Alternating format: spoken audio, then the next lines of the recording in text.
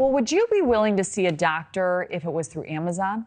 The company has announced it's rolling out its virtual health clinic service nationwide. Amazon is rolling this out all across the country, as we mentioned. But what privacy concerns should we be focused on? Joining me now, Dr. Corey Hebert. He's a physician with the LSU School of Medicine. Doctor, thank you so much for being here. So a lot of people are concerned with privacy. Would you trust Amazon? Well, I've had a few bad packages in my day from Amazon, so I don't think I trust them with my health. But that's just tongue in cheek. Actually, I mean, if Amazon is going to provide a basic clinical experience, then I think that it's absolutely fine. I mean, they do have a lot of folks there that are looking at everybody's privacy and the HIPAA regulations. The issue is that they have data breaches all the time. Everybody has data breaches, so there's no way that they can 100% say that your health information will not be included in a data breach. But at the same time, what are the odds of that? And that's one of the things we do in medicine. We have to play the odds. We could say the odds of you getting a certain cancer are 1 in blank, but if it happens to you, it's 100%.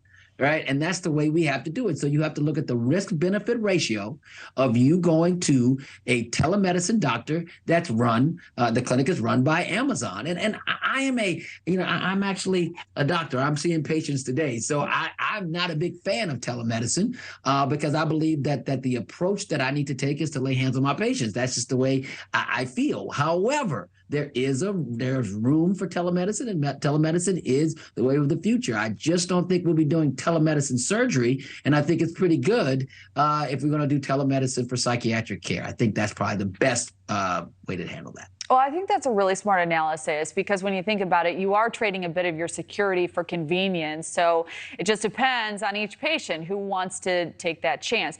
Sure. What would you tell your patients wanting to go this route? And how do you think this will impact doctors moving forward?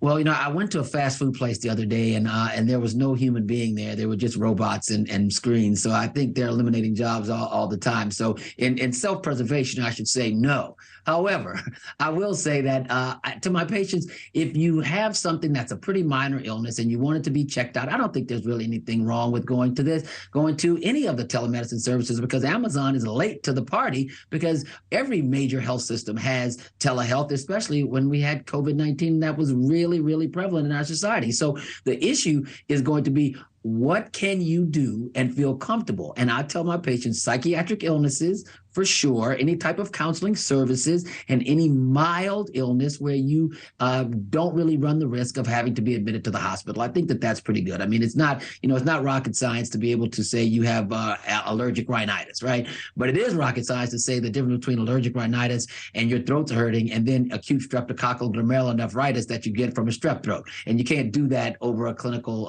over a phone or a camera. Yeah, there's a lot you lose when you're not in person. I totally understand that.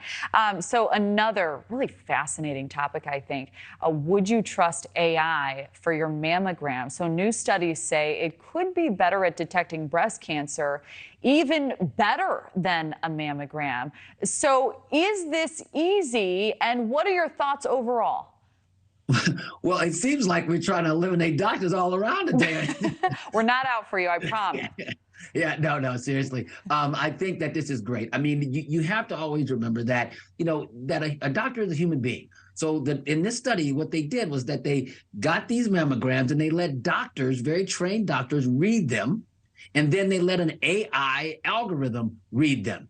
And so that means that the AI algorithm, the odds of them making a mistake it's very, very small. The odds of an old man or woman that's 65 years old with bad vision looking at it, looking at the mammogram like this, with them pulling their glasses down, I mean, that's a little bit different, right? So I agree that the AI is going to be taking the place of a lot of things. But And I do think that the mammogram is a very important modality. I do think self-breast exam is very important too. A lot of people that take care of women, they feel that the self-breast exam is kind of like obsolete. I disagree with that as well. However, I think that the AI and all the computer generated issues that we can harness right now is only going to make us better. As long as there's somebody that's driving that bus that can look at what the AI generated issue has done, I think that would be the best way to have both. And that's going to be a hard way to go. Absolutely. More tools in the toolbox. And,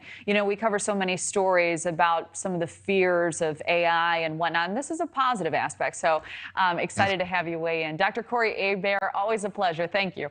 Thank you for watching. Go to newsnationnow.com to find News Nation on your television provider. And don't forget to click the red subscribe button below to get more of News Nation's fact-driven, unbiased coverage.